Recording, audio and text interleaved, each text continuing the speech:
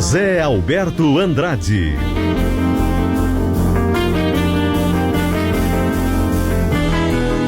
Dando muito boa tarde para vocês. São 1h05 de uma segunda-feira pós-Grenal. Está aberto Sala de Redação de Gimo, a linha mais completa de inseticidas do Brasil. Zafari Bourbon, Ruder Segurança, sua confiança faz a nossa força. Frigelar, ar-condicionado é na Frigelar, o seu centro completo de climatização, frigelar.com.br. Grupo IESA, vamos juntos. Espumantes Aurora, com Aurora tem verão. E Banrisul Digital, resolva o que quiser sem precisar sair de casa. É uma honra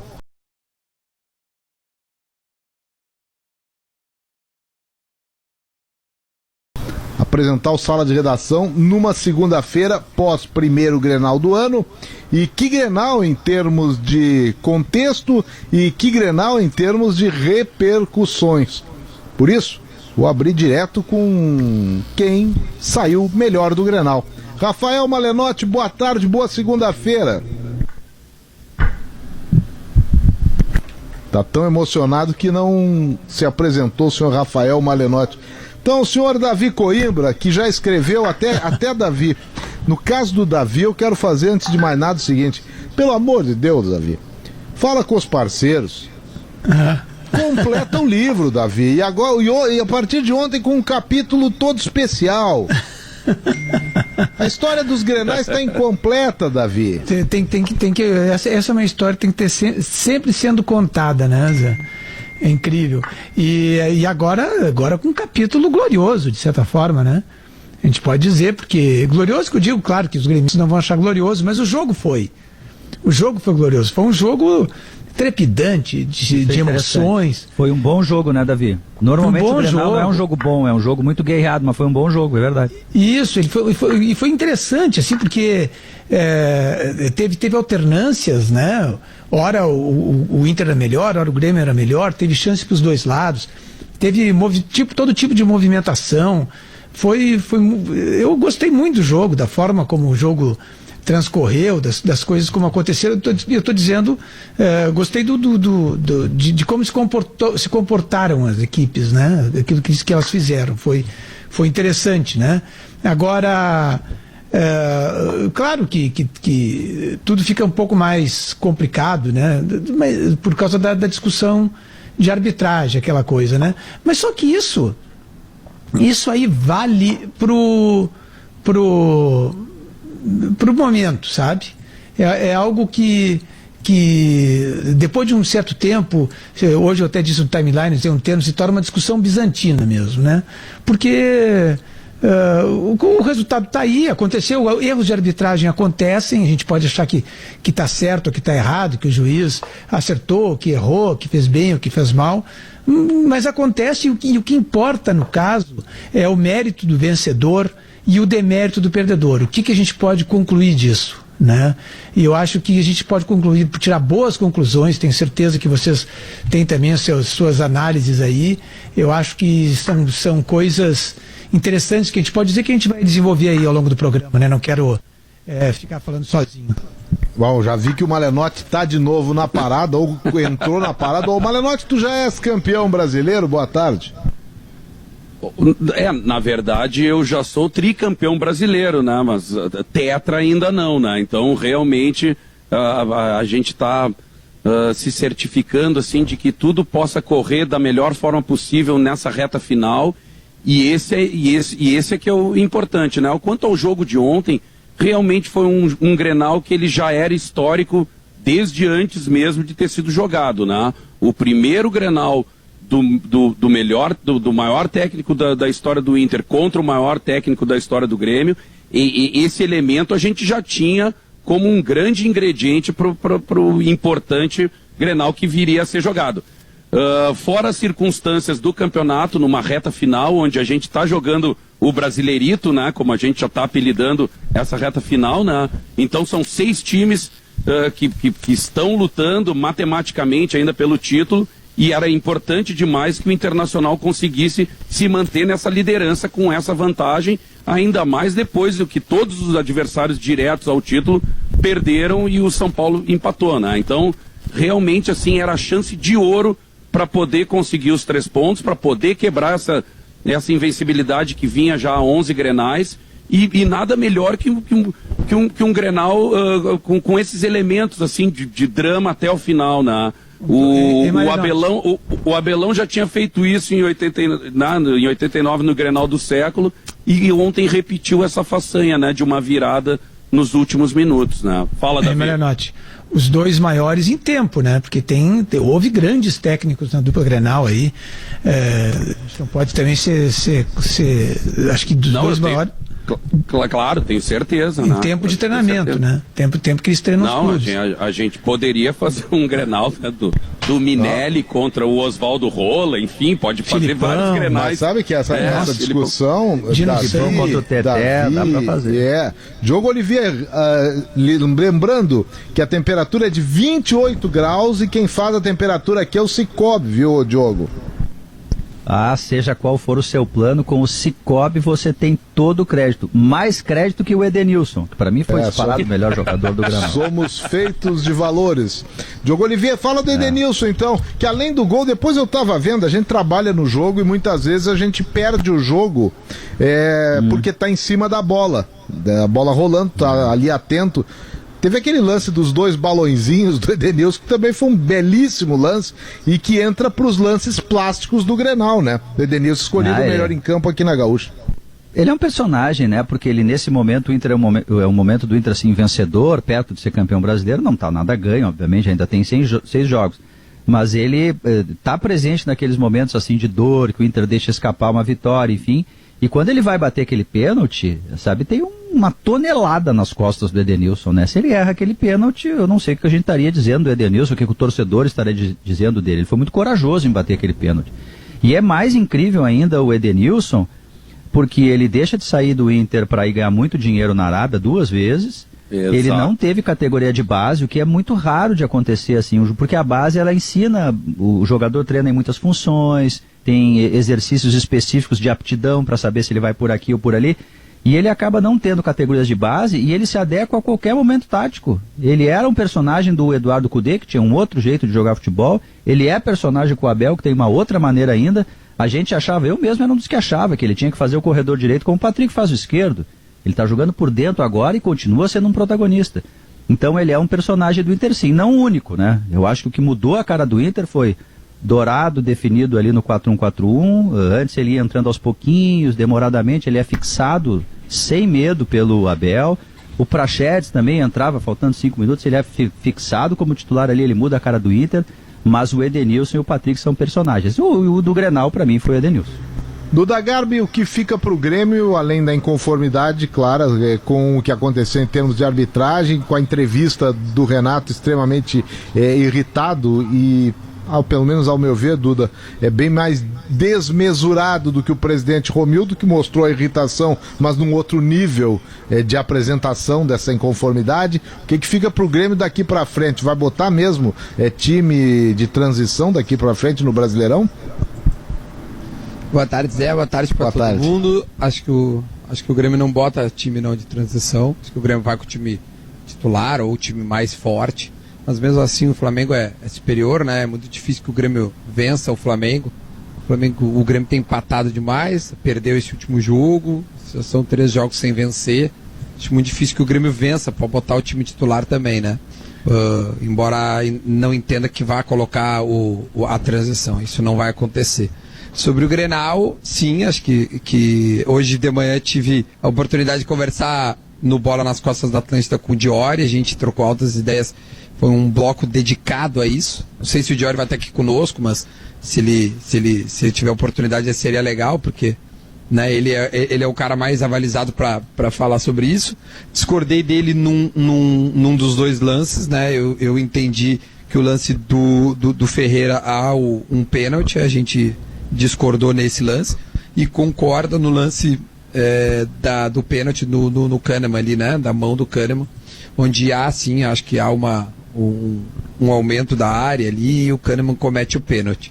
Mas afora os erros da arbitragem, aquele primeiro erro, sim, acho que mexe no lance capital, tá 1-0 pro Grêmio, poderia ser 2, né? Ainda tinha que bater. Acho que isso poderia alterar a história. Mas, claro, fico triste, indignado, óbvio que já passou bastante das coisas, né? Na hora, acho que a cabeça quente do Renato colocou palavras na boca dele que não sei se ele falaria hoje, acho que não, depois de um tempo. Mas acho que o Grêmio, em termos técnicos, assim, ele não fez uma boa partida. O primeiro tempo foi bem lento, assim, foi difícil de ver. O Grêmio não conseguiu se impor. Foi um jogo amarrado no meio campo, etc. Aí depois, claro, o Grêmio faz as alterações, coloca o Luiz Fernando, Ferreira e o Michael, e parece que o Grêmio realmente melhora, pega a bola para si, consegue fazer o primeiro gol. E acho que ali que era o momento que hoje eu digo, né, como curioso, né, tipo, quando rolou o Pinares pelo o Jean-Pierre, eu não pensei na opção do David Braz, mas depois vendo todo o contexto do jogo, onde a bola na área ia ser a jogada pelo desespero do Inter, que faltavam 15 minutos, sei lá, quiçá 20, né, mais 5 dos acréscimos, de repente era hora de dar uma fechada na casinha, colocar mais um zagueiro, fazer um ferrolho, segurar as pontas. E não aconteceu, porque o gol do Abel, o Inter tem superioridade numérica dentro da área do Grêmio, e o Edenilson cabeceia livre quando essa bola bate no Kahneman. Então acho que há alguns erros, além desses erros de arbitragem, que a gente também tem que olhar para si e reconhecer que não sei se acho que o empate seria o melhor resultado, mas que o Grêmio não fez uma boa partida. Pois essa era a pergunta, Duda, que eu ia fazer para Leonardo Oliveira. Ele foi ontem o comentarista aqui na Rádio Gaúcha do Grenal. O empate seria, pelo que fizeram no campo, nos 90 minutos, a Grêmio e Inter e Grêmio, seria um resultado mais justo e a vitória veio naquele imponderável, não estou dizendo que a marcação do pênalti foi imponderável, mas de uma virada em 4 minutos? Boa tarde, Léo. Sim, Zé. Boa tarde, Zé. Boa tarde aos amigos. Sim, seria porque o Inter teve predomínio até os 10 minutos do segundo tempo, exatamente. Quando o Matheus Henrique pega uma bola, tenta sozinho passar pelo meio da zaga do Inter, e ali o Marcelo Lomba faz a primeira intervenção. Tem o chute do Jean-Pierre aos 15, e aí o Grêmio começa assim a ter o predomínio. O Grêmio tem um predomínio que vai dos 9 aos 40, né, que é quando o Inter começa aquela questão do abafa e chega ao gol. O Inter já teria fechado com o empate, né? O gol do Abel aos 44 do segundo tempo já era um achado para o Inter. O outro Abel disse isso, Abel né? Fez. Exato, mas aí veio o que tu disseste, o imponderável, aquela coisa do futebol, a mágica do futebol, né? E justo o Kahneman, que estava sendo, se não o melhor ou um dos 3 melhores jogadores do time do Grêmio, estava jogando por ele e pelo Jeromel, que já tinha saído. Mas o domínio do Grêmio me parece que ele começa a partir de uma manobra errada do Abel. O Abel tira o Peglo e aí é algo que talvez o Abel precise rever, porque ele tatua o Peglo depois de 2 erros, né? Um deles de um gol e outro de uma tomada de decisão errada, e ele coloca o Maurício, e aí ele tenta fazer uma ideia de um 2-2 no meio campo, deixa o lado aberto, aí o Grêmio Léo. Tem superioridade, exato, Diogo, e aí o Grêmio toma conta do jogo, e o Grêmio deixou de matar o jogo, inclusive, né?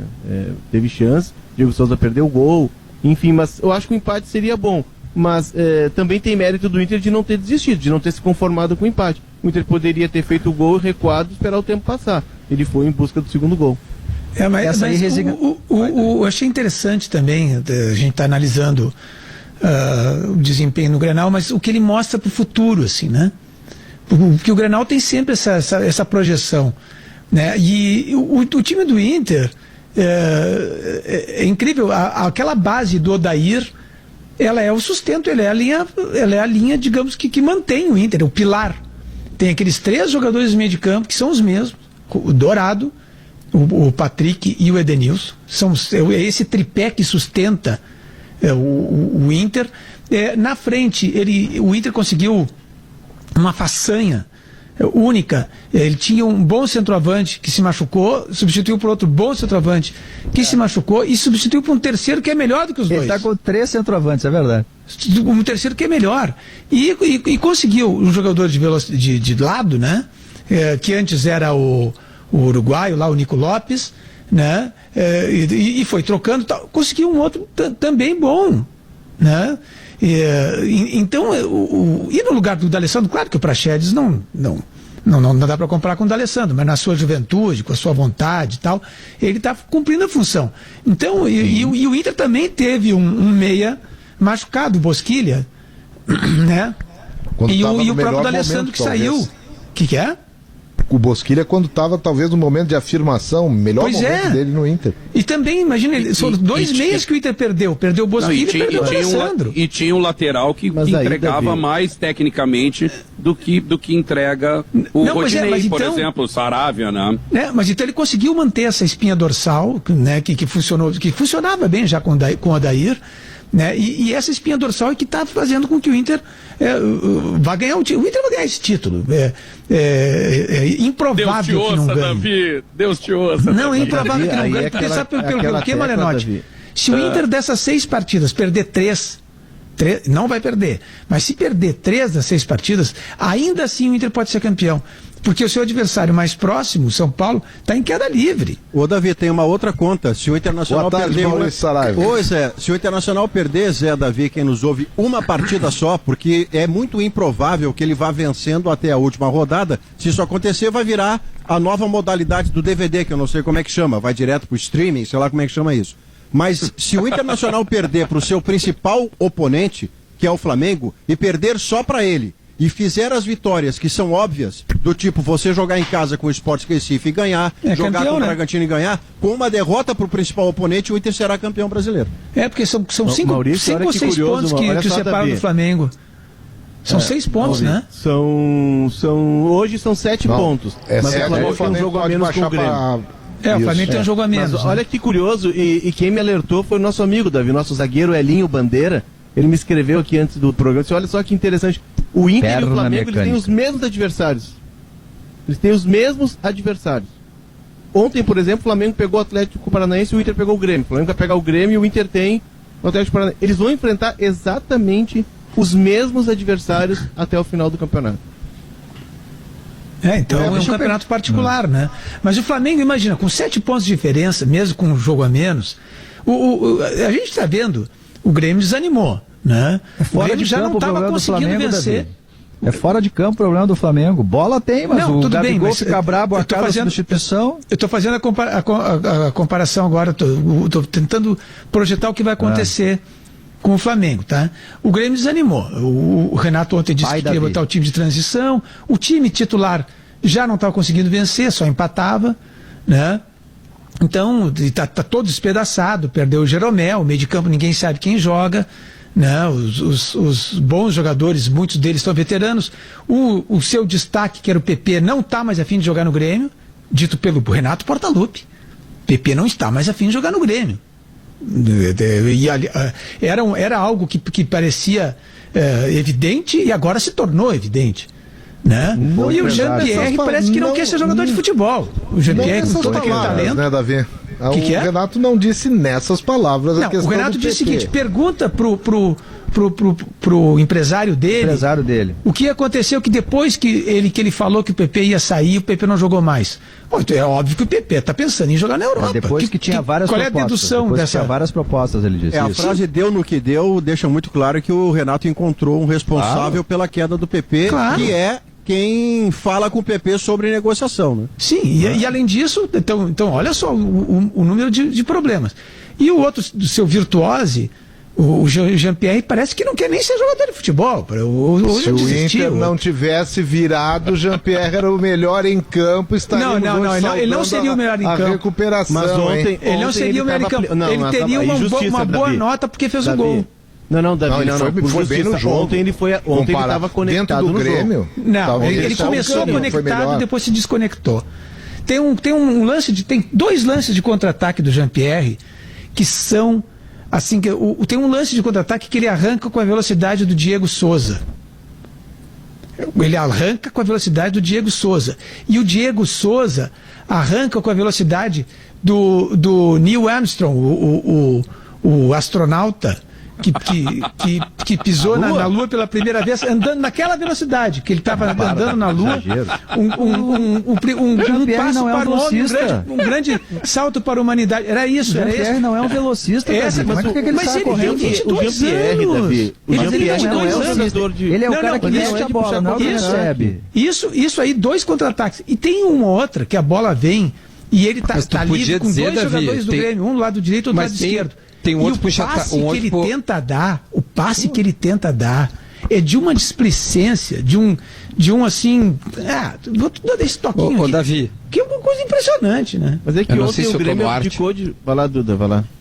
Não, só porque, só ali do Davi, eu acho que dos bailes, acho que o Jean-Pierre não foi tão mal assim, perto do Jean-Pierre que vinha jogando, tá? Vamos fazer esse parênteses bem claro aqui, porque óbvio que eu espero muito mais dele. Mas é aquela arrancada ali, bom, primeiro que não é a dele. Não é a dele. Ele não é o último homem para receber uma bola em profundidade no espaço vazio, no fundo. Tem um espaço, dá nele que ele vai arrancar e vai pegar. Não vai. Não é a dele. Ele que teria que passar. Tem uma outra bola que é um contra-ataque que, na maneira com que ele consegue, que é um cara mais lento mesmo e mais clássico, ele faz uma tabela com o Diego Souza, que coloca o Diego Souza numa puxada de contra-ataque na cara do gol, em que ele opta pela cavada e pelo o chute mais fraco e por pouco não entra.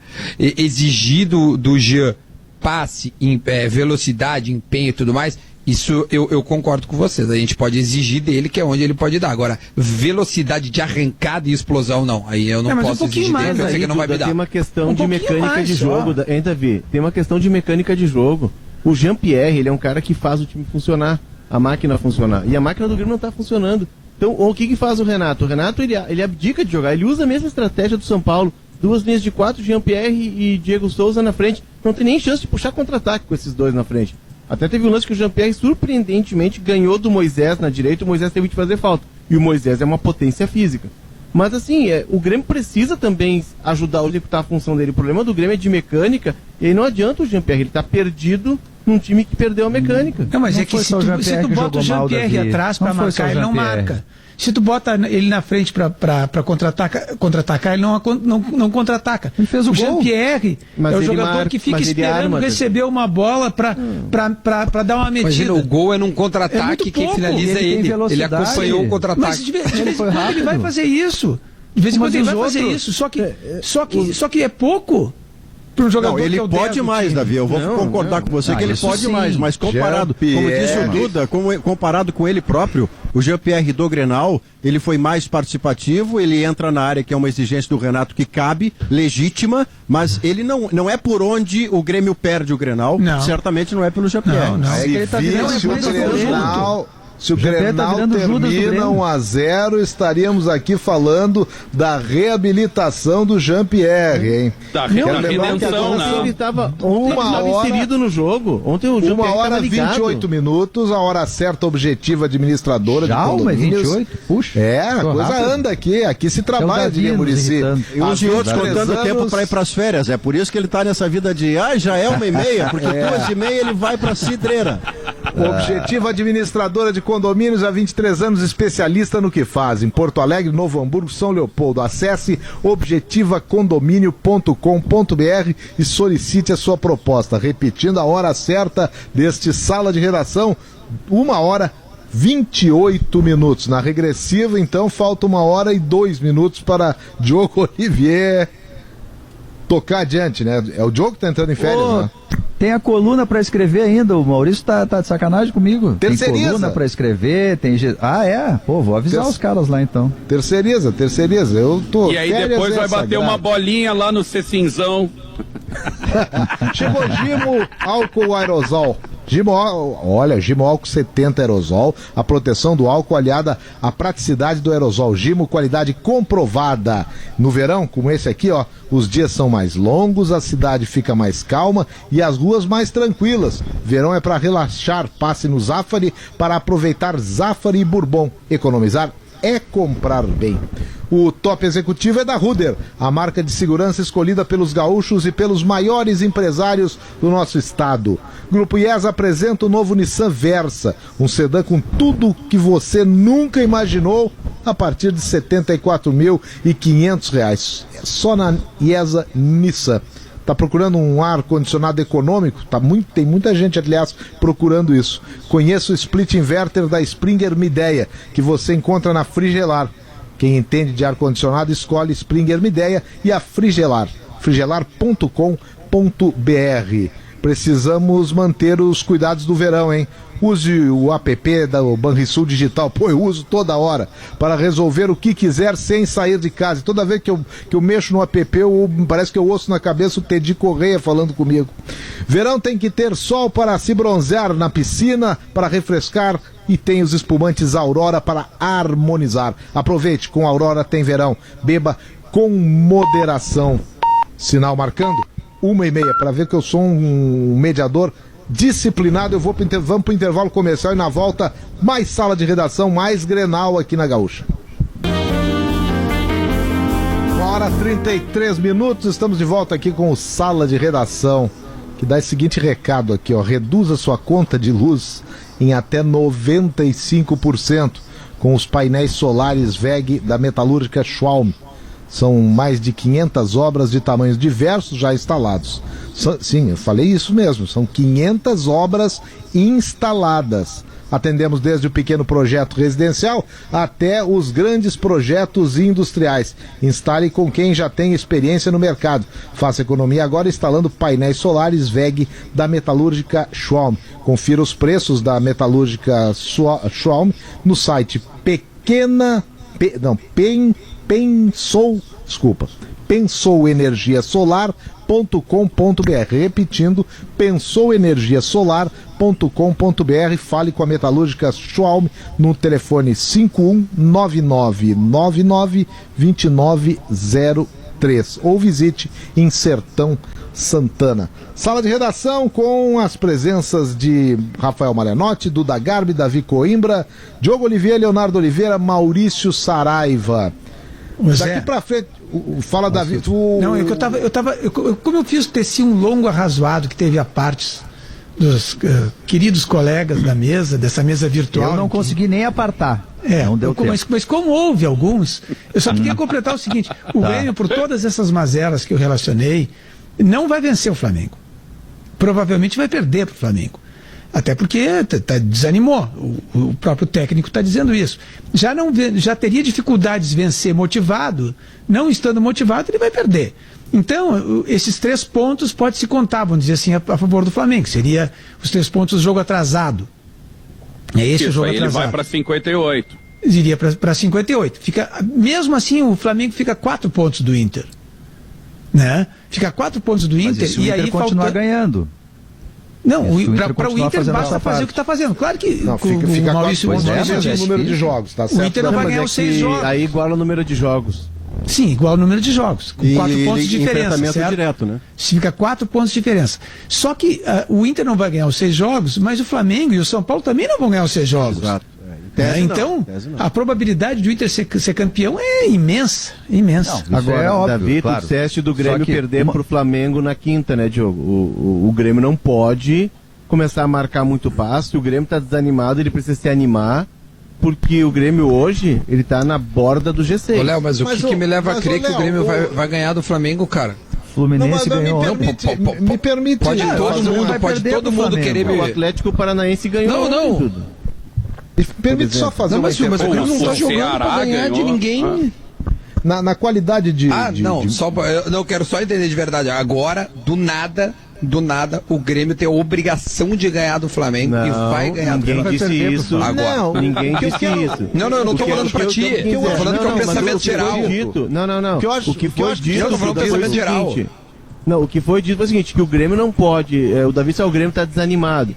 Que o Grêmio precisa se animar rapidamente, porque a final da Copa do Brasil ela não é garantia de nada. Animado ele não ganha, Léo. É um confronto. Animado não ganha. Mas para o Léo, o que aconteceu ontem na fala do Renato, e por isso ela foi tão infeliz, entre tantas razões de ter sido tão infeliz, primeiro de levantar suspeição gratuitamente de um campeonato, que não querem Grêmio campeão, que querem o Inter campeão em ponto de interrogação. Isso foi demasiado, isso virou fio, eu não posso normalizar isso. Mas além do que, a frase cai mal porque o jogo imediatamente posterior a você perder para o seu rival e dizer que vai botar time de transição, ou seja, eu quero abrir mão do Brasileirão, o jogo posterior é contra o Flamengo, que é candidato direto contra o Inter. Então o que o Renato fez foi colocar os olhos do país sobre o único jogo da quinta-feira para ver que tipo de comportamento o Grêmio vai ter contra o Flamengo. E o Grêmio não poderia nem que quisesse equivocadamente entregar o jogo, é nojento falar sobre isso, mas se o Grêmio quisesse fazer isso, seria burro, seria estúpido, porque o Grêmio não tem certeza alguma de que será campeão da Copa do Brasil. Exato. Ele precisa ter plano B,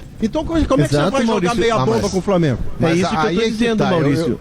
Mas o Grêmio não vai jogar meia bomba. O Grêmio vai jogar, mas o Renato abriu essa porta toda. O Renato abriu essa porta com o que disse, foi um equívoco dele. Mas depois o presidente já mudou ali. Ele queria jogar no time de transição, ele disse no calor daquele momento. Tudo bem. Eu suponho que isso aí até esse discurso seja modificado, tá? Mas o Grêmio, se escalar os titulares, com todos os problemas que eu acabei de relacionar, sabe? Ele não tem Jeromel.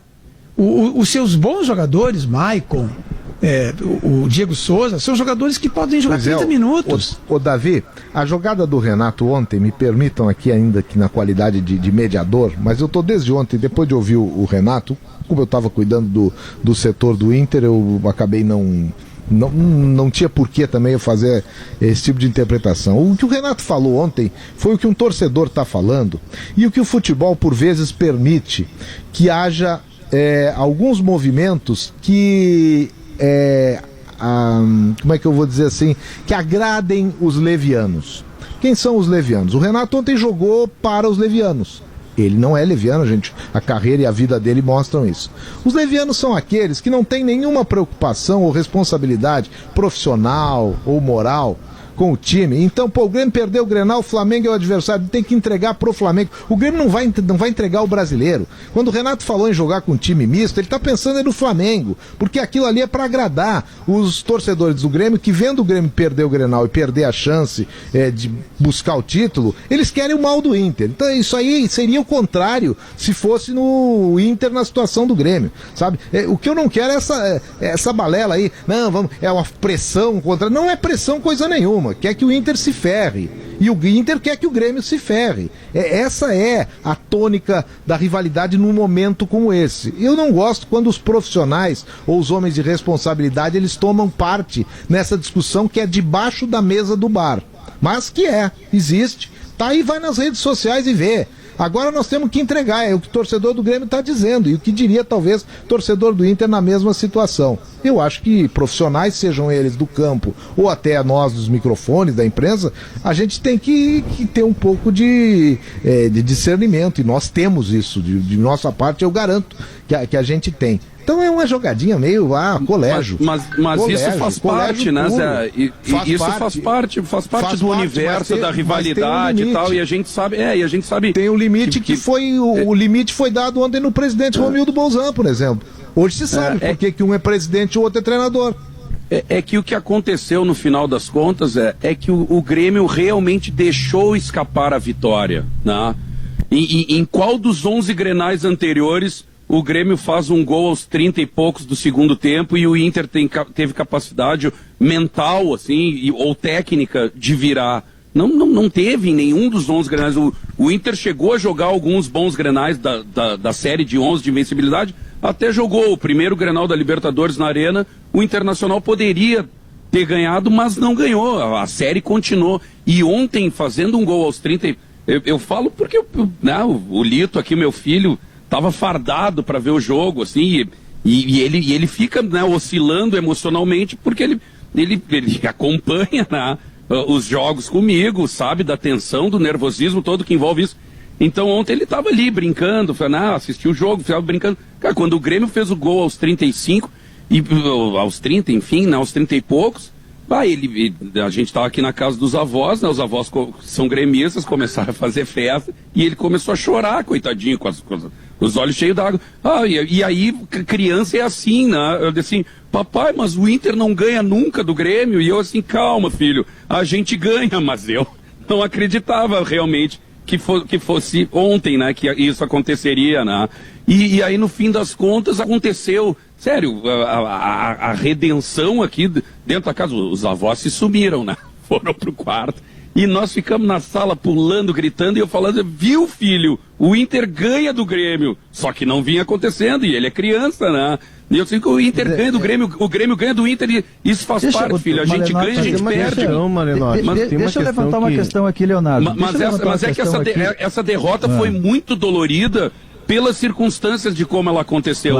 Porque se o Yuri Alberto faz o gol, se o Yuri Alberto faz o gol no primeiro tempo ali, que o Vanderlei tirou com as unhas ali, bateu no travessão, ou o Peglo faz o segundo gol ali na pequena área também, a história seria diferente, seria uma vitória que o Internacional conseguiria conquistar com um bom desempenho. Diogo, não foi como ontem. Pode falar, Diogo.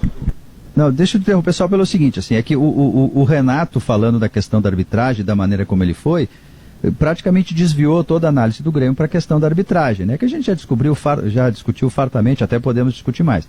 Mas ela não pode deixar de a gente olhar o que está acontecendo de errado com o Grêmio. O Grêmio dos últimos jogos, ele tem jogado 30 minutos. Quando entra o Maicon, melhora um pouco, consegue fazer o gol. Olha, é um time que joga meia hora, 40 minutos no máximo, a chance dele ganhar é menor.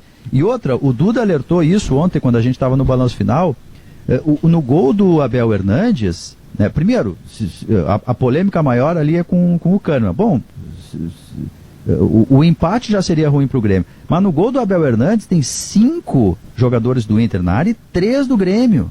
É óbvio que a chance maior é de alguém cabecear ou fazer o gol. O Victor Cuesta não era bola parada. Pois é, e por quê, por que só tinha 3 do Grêmio? Não, deixa eu só completar. Tu mesmo dá a resposta. Por quê? Mas tu deixa eu terminar. Porque os outros não contribuem. Né? É óbvio, mas é isso que eu estou tentando dizer. Eu ia chegar aí agora. O Vitor Cuesta domina a bola com inteira liberdade para dominar. Sabe, se ele tivesse espreguiçado antes de dar um passo para trás e cruzar, ele teria tempo. E ele é um zagueiro, ninguém acompanhou ele ali. Alguém tinha que acompanhar ele ali, o Diego Souza, o Jean-Pierre. Alguém tinha que acompanhar, ele pegou livre a bola ali. Isso é uma questão de marcação, de atenção. Então o gol de bola aérea do Inter, ele não foi um gol aleatório, sabe? O Grêmio estava marcando mal ali. A reta final, o Inter foi mais adiante, foi mais resignado para buscar a vitória. Ali o GPR já não estava ali naquela hora. Ali poderia ter sido. Ali já não estava. Bem lembrado. Mas mesmo assim, poderia ter dado. Alguém tinha que acompanhar. Não, de boa, o bloqueio, alguém.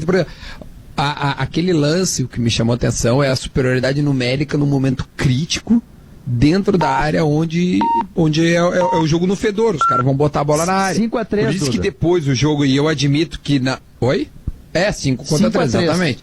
Por isso que quando na hora do jogo não me ocorreu, mas depois que acontece os erros, tu pergunta, poxa, aqui de repente era hora de fechar, quer dizer, quando São Paulo ele coloca zagueiro.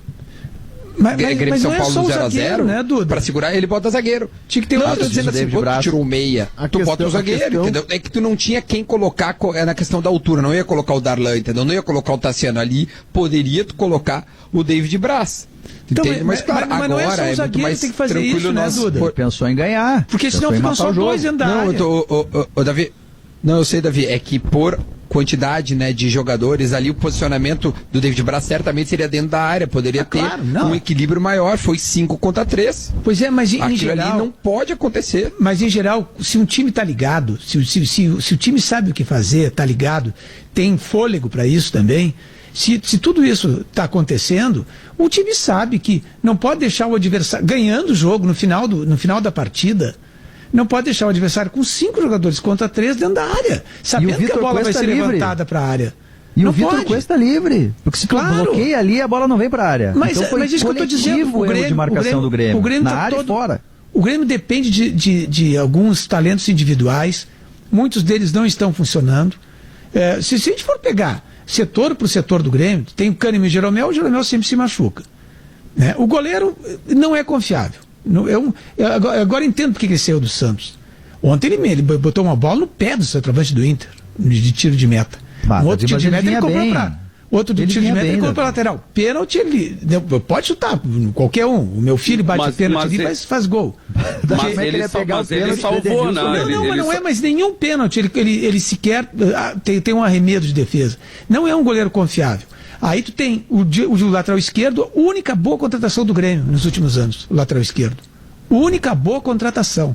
Fora a aventura do Diego Souza, por exemplo, que está dando certo, mas que é um jogador que não aguenta o jogo inteiro, né? Aí tu tem o Mateuzinho no meio do campo, o resto do meio do campo é todo despedaçado, o Alisson, que estando ou não estando em campo não faz a menor diferença, e o PP que não tá afim de jogar. Pô, esse Grêmio do Davi, e vem cá, eu tô preocupado com esse Grêmio aí. Esse Grêmio aí mas não vai ganhar, Zé. Não, e vocês querem que o Grêmio ganhe do Flamengo, é isso? Ontem na coletiva, acho que dá pra ganhar do Flamengo. Ontem na coletiva, o Zé lembrou o Abel. Eu não quero nada, eu só fica ficando bem claro. Eu não quero nada. Agora eu discordo do Davi quanto a essa análise de Grêmio. Acho que fica claro nisso, né? Eu não tô querendo que o Grêmio ganhe ou perca. Ontem, Zé, na pergunta pro Abel... Mas qual é o ponto que tu discorda? Não, eu acho que esse conjunto que tu tá apresentando aí, eu acho que ele tá exagerado. Não, mas qual é o ponto? Me diz um ponto em que tu discorda. Eu não acho que eu não acho que o Vanderlei esteja numa fase tão ruim, eu não considero ele um goleiro ideal. Inconfiável. Um goleiro triste.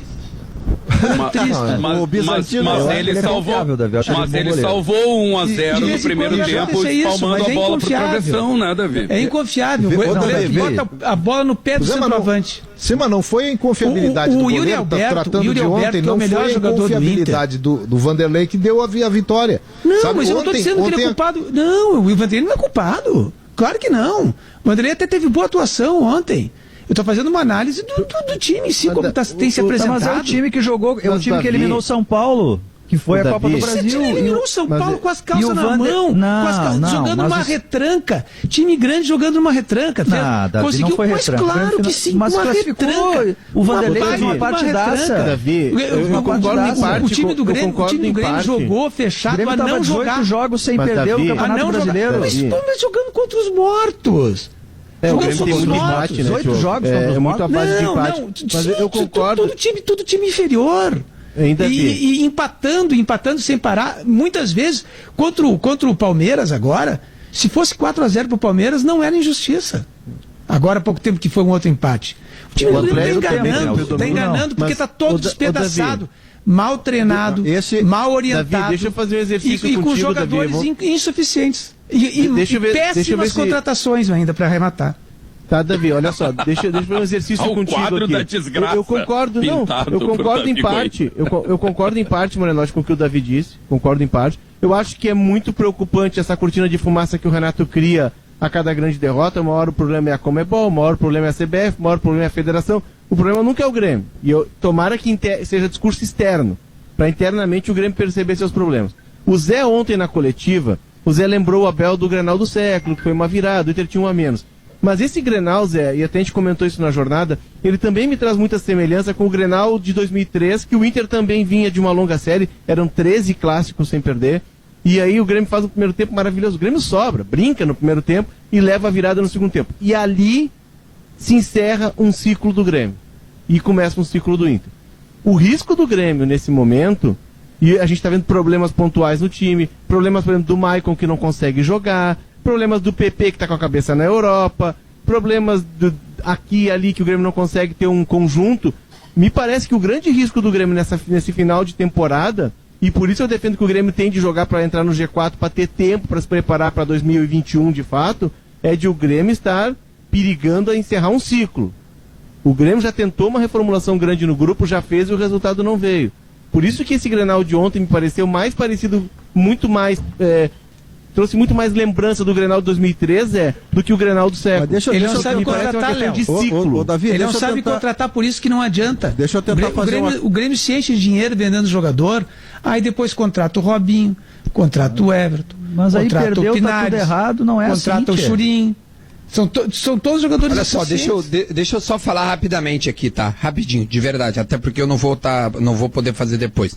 Olha só, o Grêmio joga com o Flamengo agora, tá?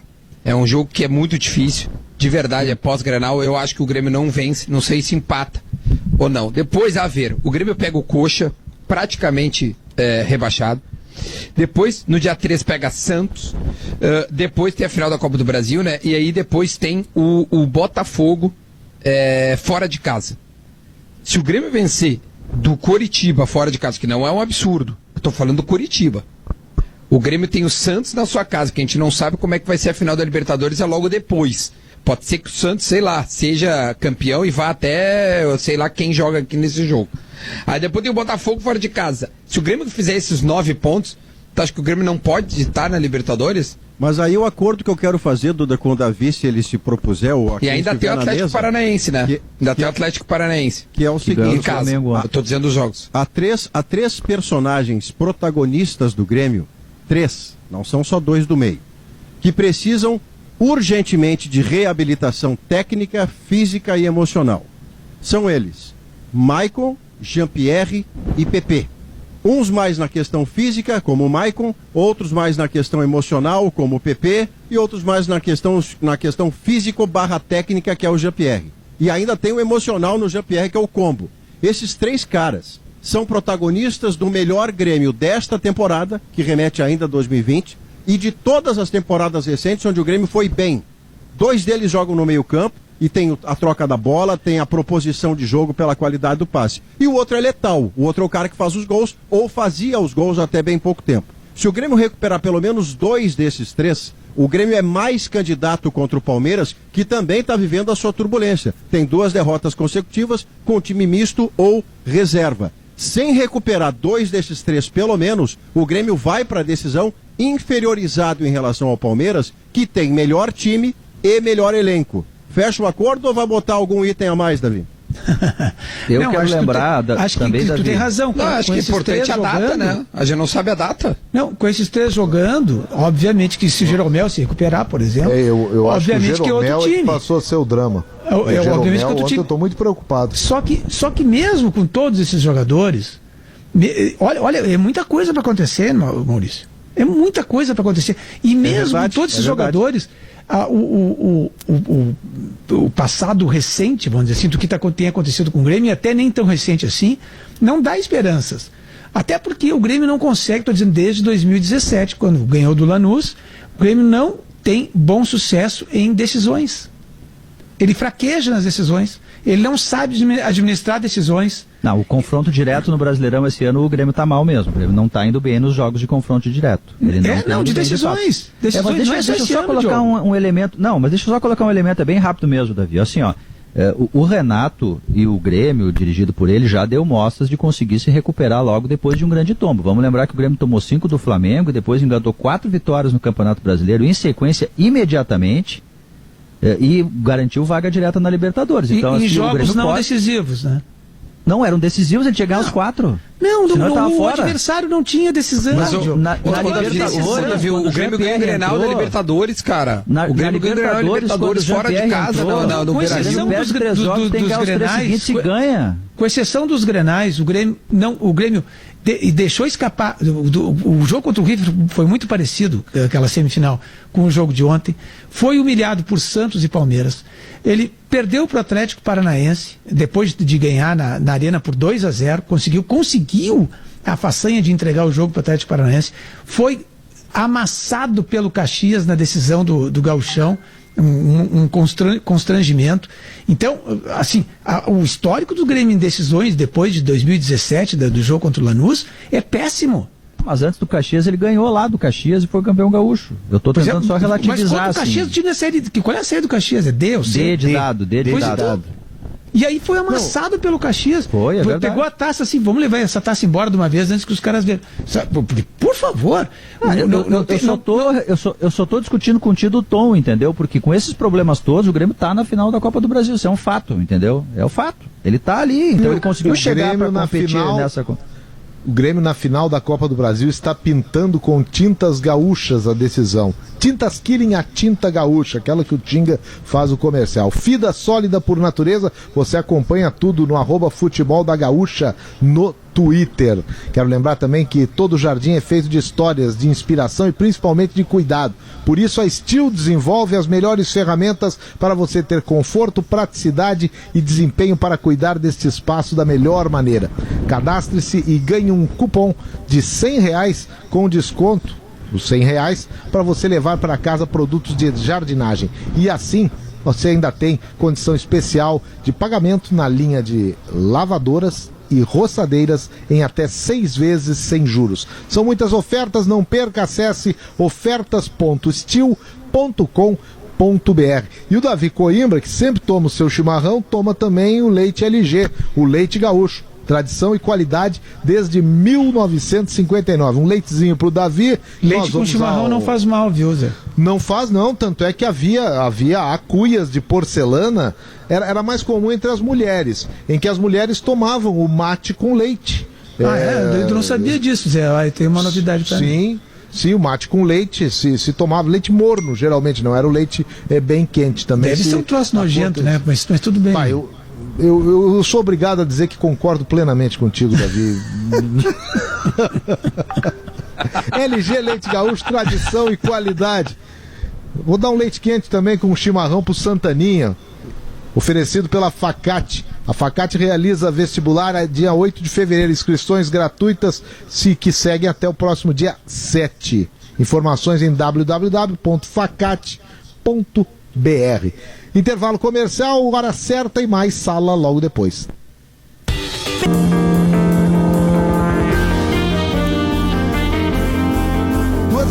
2h04 é a hora, sala de redação. O cinquentenário Sala de Redação é o programa para Gimo, a linha mais completa de inseticidas do Brasil. Zafari, Bourbon, Ruder, segurança, sua confiança faz a nossa força.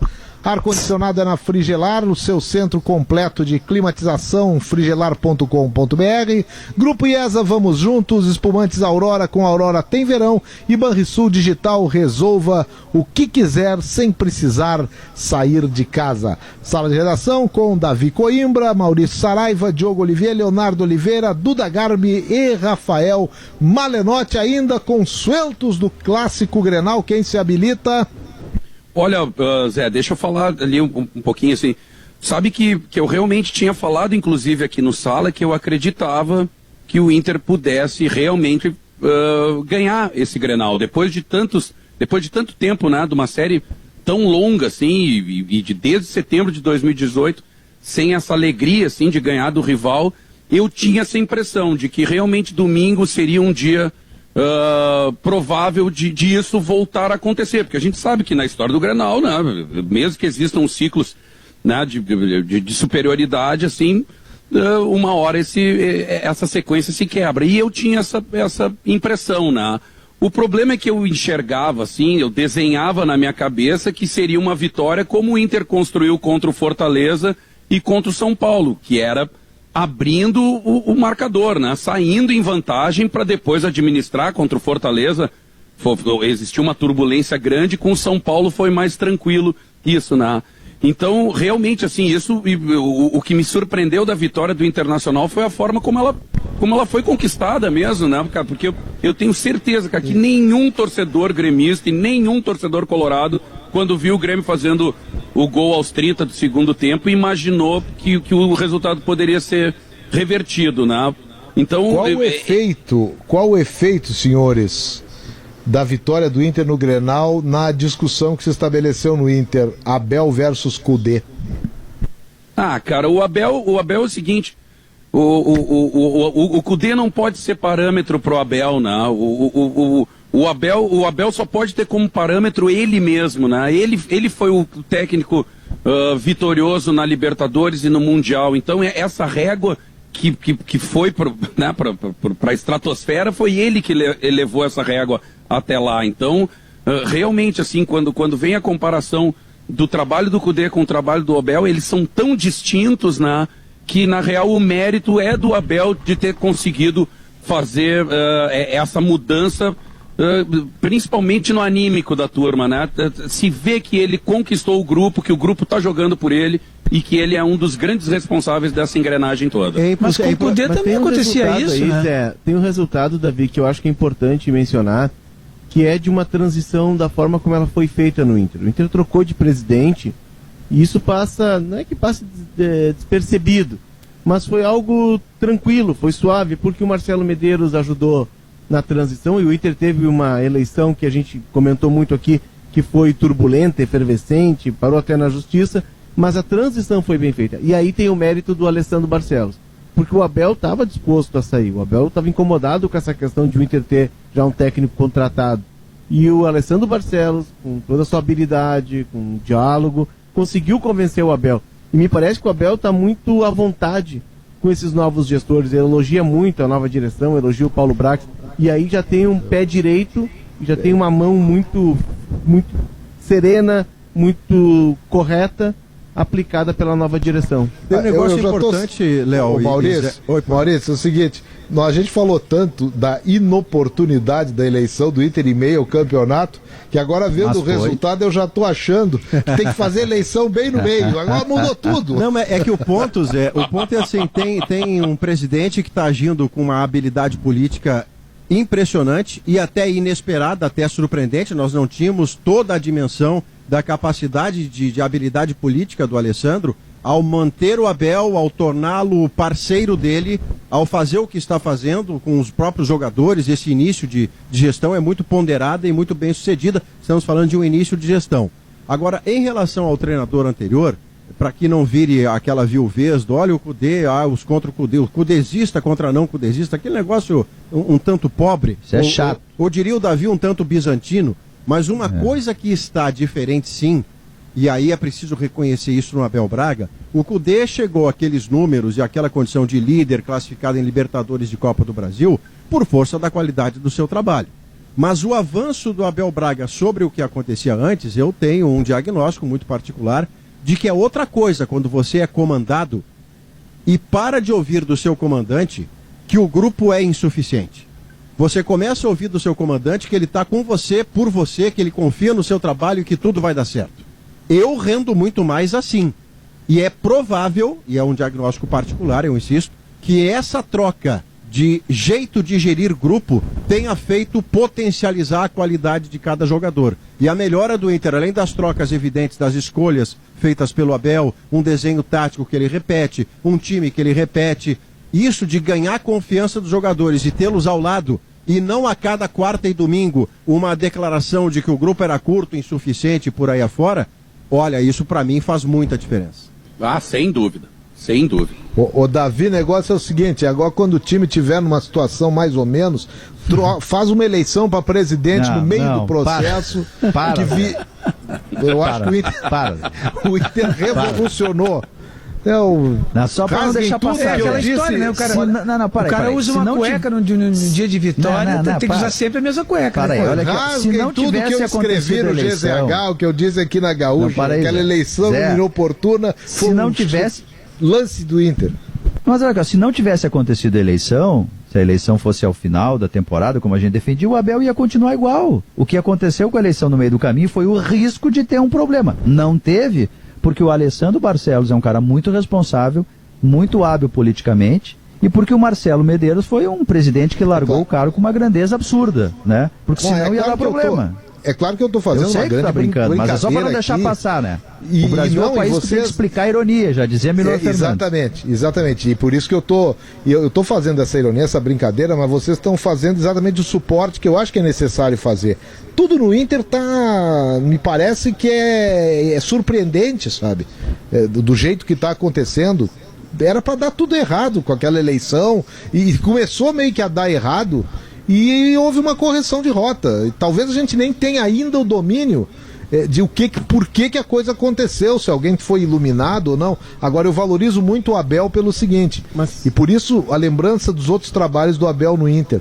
E eu chego a pensar que em termos de trabalho, não de conquistas, porque ele não conquistou nada ainda e nem sabe se vai conquistar.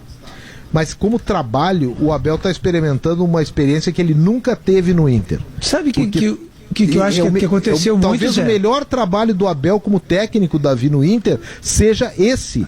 Porque ele não é que ele não tenha respaldo, trocou todo o respaldo dele e ele foi a única referência de comando que permaneceu e se tornou vitoriosa. Ele conseguiu, assim, primeiro que ele manteve aquele tripé que eu estou dizendo, forte de meio campo, assim, como base, que foi importante, mas a grande façanha do Abel, grande façanha, assim, e que fez a diferença, foi a valorização, não ter medo de colocar os jovens. não ter medo de colocar os jovens, porque a gente olhar aí, são o Yuri Alberto... terminar o programa sem concordar contigo, Davi. Agora eu vou concordar contigo. O Yuri Alberto... Tranquilo. Não, mas isso aí é méritos do mediador. O mediador buscou o ponto de concordância, valorizem isso. O Yuri Alberto, que é um jogador que o Cudê mesmo dizia que não estava pronto. Os dois atacantes, né, o Peglow e o Caio Vidal. E o Caio Vidal. O Praxedes, o Lucas Ribeiro, agora, que já não é tão jovem assim, mas é um jogador que chegou agora há pouco. Então ele não teve medo de colocar os jovens. Isso é fundamental. Sabe? Bota pra jogar, se o cara é bom, o cara vai jogar. Às vezes jogar uma partida mal, outra nem tanto, mas bota pra jogar. Olha o exemplo do Grêmio, que é o adversário. O Ferreirinha pedindo passagem, e joga de um lado o Alisson e do outro lado o PP, que não tá afim. E o Ferreirinha ali, na ponta, sabe? Aquele negócio, vamos lá no partidor, como diria o Guerrinha. Tem uma ideia de jogo, né, Davi? E aí tem o DNA que fica no jogador, é uma ideia de jogo muito parecida com o que o Odair usava, né? Então, bem parecido. Os jogadores já estavam acostumados com isso fica, e aí é o grande mérito do Inter de ter uma continuidade. Eu acho que fosse tu que disseste no primeiro bloco, o Inter tem uma base, uma espinha dorsal. Se o Moledo não tivesse machucado, ele estaria. Essa é uma base que vem desde lá de 2018. Então o Abel, ele conseguiu resgatar isso, né, com a ideia de jogo dele, e usar de uma transição muito rápida, que foi algo absorvido neste ano de 2020 com o Eduardo Cudê. Então é um misto, né? O Abel conseguiu encontrar um equilíbrio entre duas ideias distintas de jogo. Mas tem uma questão que está se apresentando no Inter, ela vai ganhar fôlego essa semana, e aí parece que é loucura da gente. Mas o Thiago Galhardo, que é o goleador do Campeonato Brasileiro, eu acho que o Thiago Galhardo não volta. Acho que o Thiago Galhardo vai esperar. Bom, se a opção for um ou outro, né? Se o Abel insistir em Thiago Galhardo ou Yuri, não há como tirar Yuri Alberto do time nesse momento. Ontem o João Peglov acabou, Diogo, acabou engolido pelo Diogo Barbosa. Meu voto é do Lucianinho para melhor em campo. Sensatamente o Diogo votou no Edenilson, que acabou por dar vitória ao Inter. Mas a questão toda em relação ao João Peglov é que com 18 para 19 anos é natural a sua oscilação. Ele já tem gols importantes no Inter, contra o Atlético Mineiro, contra o Fortaleza, contra o São Paulo, passe para gol. Ontem no Grenal ele oscilou, como aliás Lucas Ribeiro também oscilou. Além do lance da falha no gol, ele no primeiro tempo inteiro ele teve algumas vaciladas por conta do primeiro Grenal da vida dele. Mas a essa altura o Caio Vidal volta naturalmente, o Peglov não virou titular. E Yuri Alberto com o Thiago Galhardo, se tiver que escolher um deles hoje, se este é o modelo do Abel, é claro que o Galhardo vai ter que esperar. Pergunta do mediador: quer conhecer a quinta melhor faculdade integrada do Brasil na avaliação do MEC? Opte pela Facate. Sala de redação que você tem toda semana aqui, há 50 anos, tem Gimo, a mais completa linha de inseticidas do Brasil. Zafari Bourbon, Ruder Segurança, sua confiança faz a nossa força. Ar-condicionado na Frigelar, seu centro completo de climatização, frigelar.com.br. Grupo IESA, vamos juntos. Espumantes Aurora, com Aurora tem verão. E Banrisul Digital, resolva o que quiser sem precisar sair de casa. Vamos ao último intervalo comercial e depois a saideira do Sala. 2h20 a hora, a temperatura é alta agora, com o tempo já nublando, hein? Pode vir chuva de tarde. A temperatura é só de 33 graus no termômetro aqui do GZH da RBS.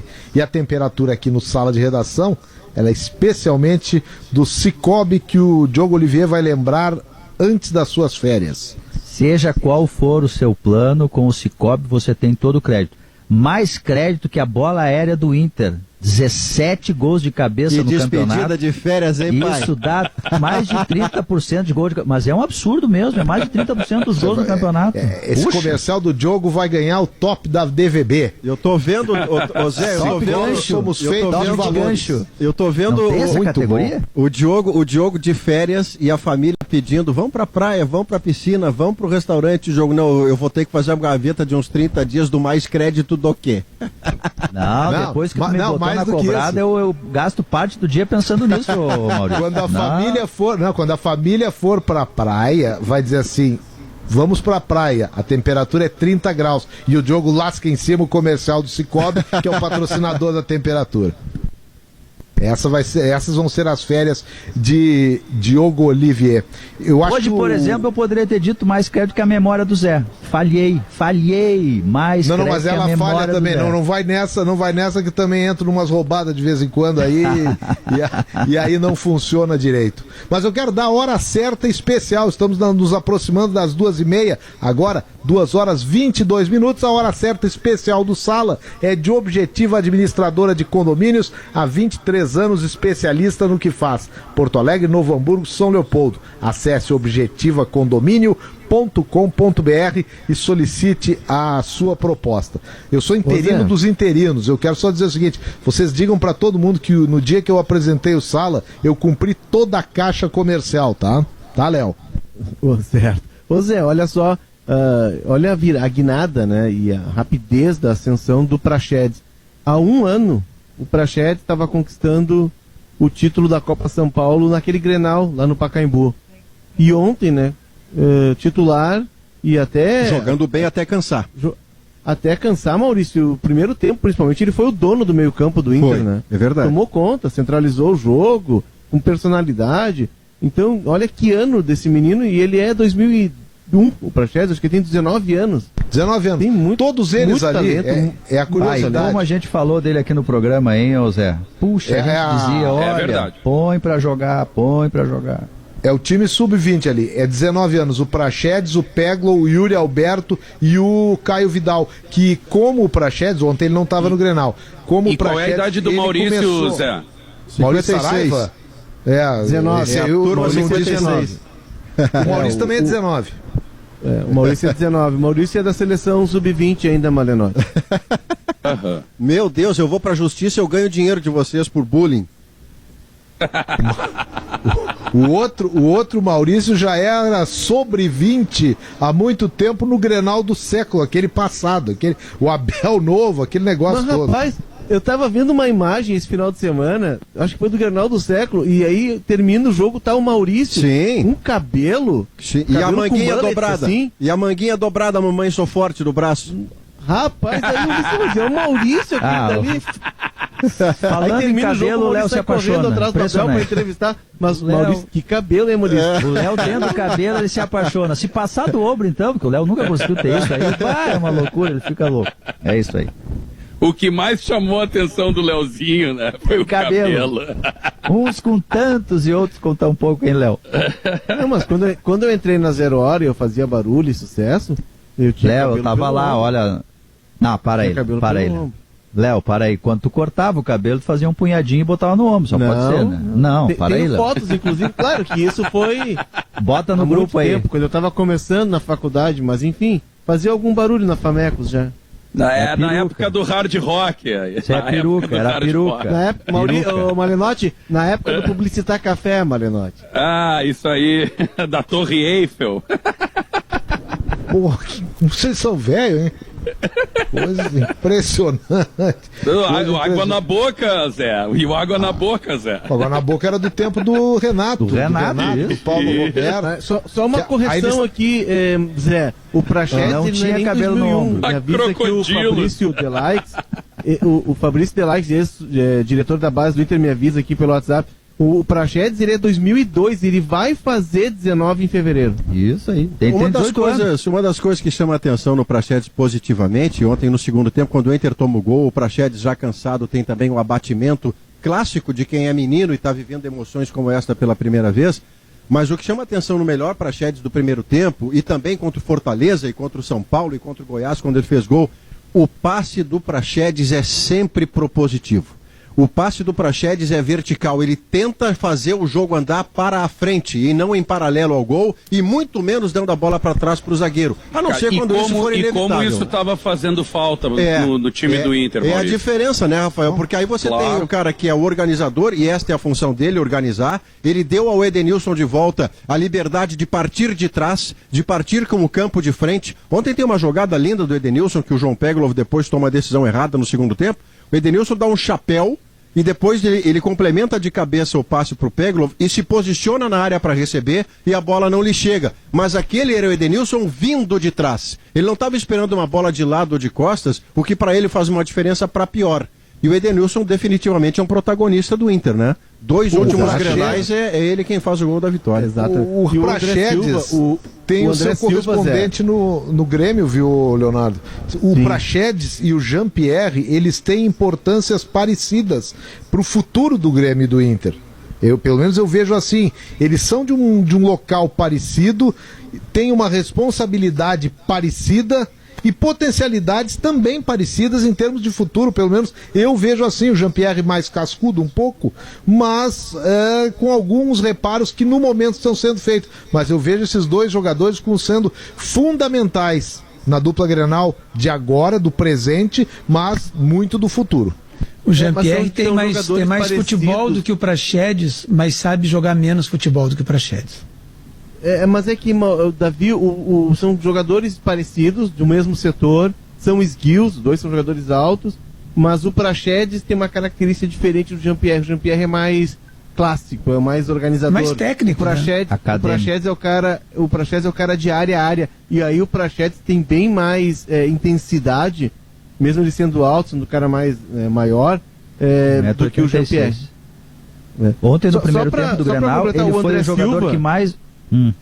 Viu, Zé? Para não perder o embalo, o André Silva, que é um grande amigo, um cara sempre atento, Maurício, ele compartilhou a tua foto nesse jogo do Grenal do século, eu coloquei no nosso grupo ali, para quem não viu.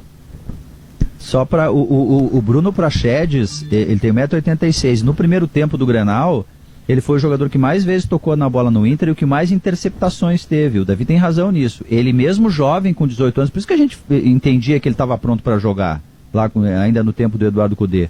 Porque ele faz essa outra parte. Ele é um armador, ele tá jogando. O Davi fez uma lembrança do D'Alessandro. Claro que para ele ser D'Alessandro, ele tem que jogar 12 anos e ganhar um caminhão de campeonatos. Mas o futebol dele, nesses últimos jogos, nessa era Abel aí, tá parecido com o do D'Alessandro. Ele tá sendo o cara mais... Eu acho que do meio para frente ele é o cara mais importante do Inter. Sabe? Porque é ele que tá organizando. Quando o Inter vai pro contra-ataque, e tem que fazer isso com organização, é ele que dá a cadência certa, que evita que o passe esteja errado, para a bola chegar lá no Yuri Alberto. Meus amigos, são 2h29. Foi um prazer estar aqui com vocês. Diogo Olivier, boas férias depois das tuas últimas 800 missões que tu deve ter ainda, mas aproveita bem, ouve bastante o Sala de Redação aí. Ouve. Corneteia, manda mensagem, sabe, claro, que vale muito. Bota fotos importantes no grupo. Eu tava vendo no grupo do esporte agora, realmente a foto do Maurício, ela é muito interessante. O Maurício aquilo ali é estilo, meu amigo. Cabelo Chitãozinho e Chororó, na época era famoso. Não, o Chitãozinho e o Chororó que usavam o cabelo Maurício. Vamos botar as coisas no lugar.